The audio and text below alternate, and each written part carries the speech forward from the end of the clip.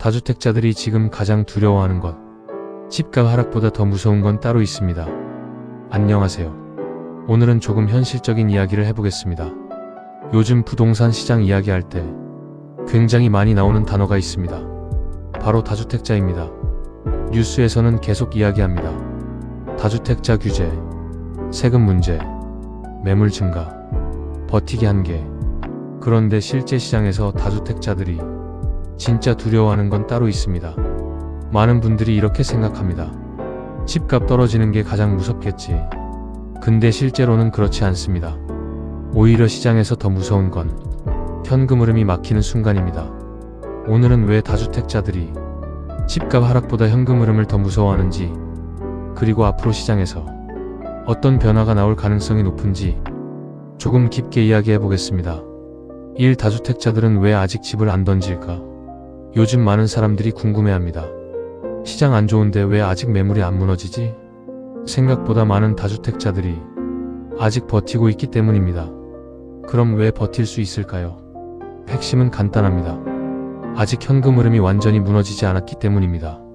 예를 들어 전세가 어느 정도 유지되고 있고, 월세가 들어오고 있고, 대출 연장이 가능하고, 자산 가치 회복 기대가 남아있으면 사람들은 생각보다 오래 버팁니다.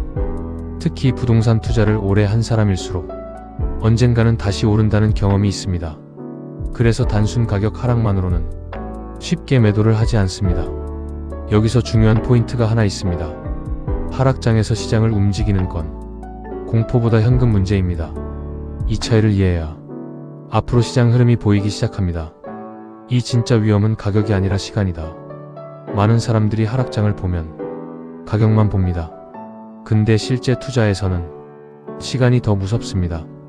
왜냐하면 부동산은 버티는 비용이 계속 발생하기 때문입니다.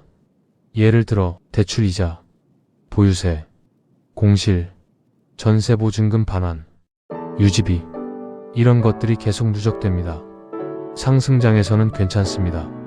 왜냐하면 자산 가격 상승 기대가 모든 걸 덮어주기 때문입니다. 근데 하락장에서는 다릅니다.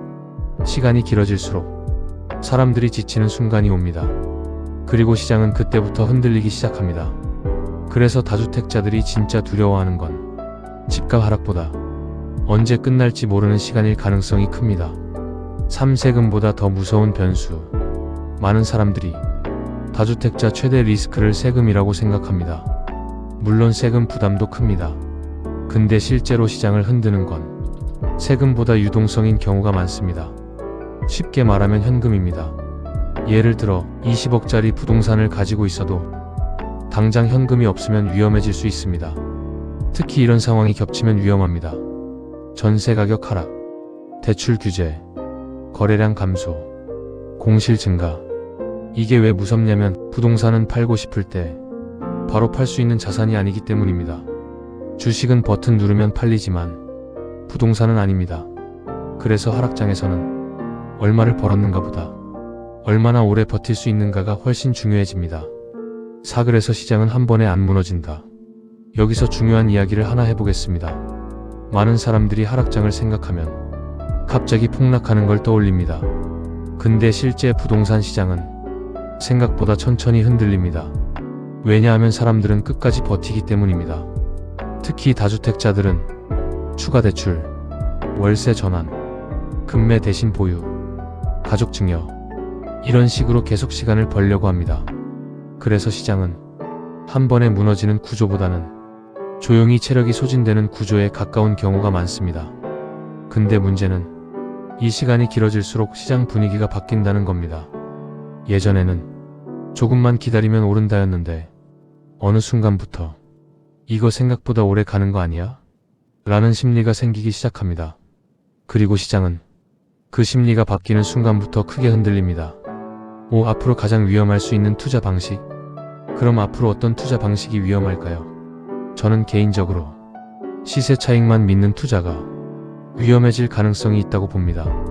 특히 현금 흐름 없이 오를 것만 기대하는 자산들. 예를 들어 지속 수요가 약한 중심지에서 멀어진 지역, 공급 많은 지역, 개발 기대감만 있는 곳. 이런 자산들은 하락장에서 버티기 어려울 수 있습니다. 반대로 앞으로 살아남을 가능성이 있는 건 실제 수요가 있는 지역, 임대 수익이 유지되는 곳, 거래가 완전히 끊기지 않는 곳, 이런 곳들입니다. 결국 앞으로 시장은 얼마나 오를까 보다 얼마나 버틸 수 있을까를 보는 흐름으로 갈 가능성이 높습니다. 마무리. 오늘 내용을 정리해 보겠습니다. 다주택자들이 지금 가장 두려워하는 건 1. 단순 집값 하락이 아니라 2. 현금 흐름이 막히는 순간이고 3. 시간이 길어지는 시장이며 4. 유동성이 사라지는 상황입니다. 그리고 앞으로 시장은 단순히 오른다, 내린다가 아니라 버틸 수 있는 자산과 버티지 못하는 자산으로 더 강하게 나뉠 가능성이 있습니다. 그래서 앞으로 투자에서는 가격, 세금, 호재 이런 것보다 현금 흐름, 수요, 버티는 힘이 훨씬 중요해질 수 있습니다. 다음 영상에서는 서울대 지방 다음 상승장은 어디서 시작될까? 이 주제로 지역별 흐름과 자금 이동을 이야기해 보겠습니다.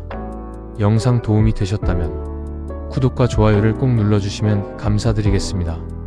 지금까지 영상 시청해 주셔서 진심으로 감사합니다.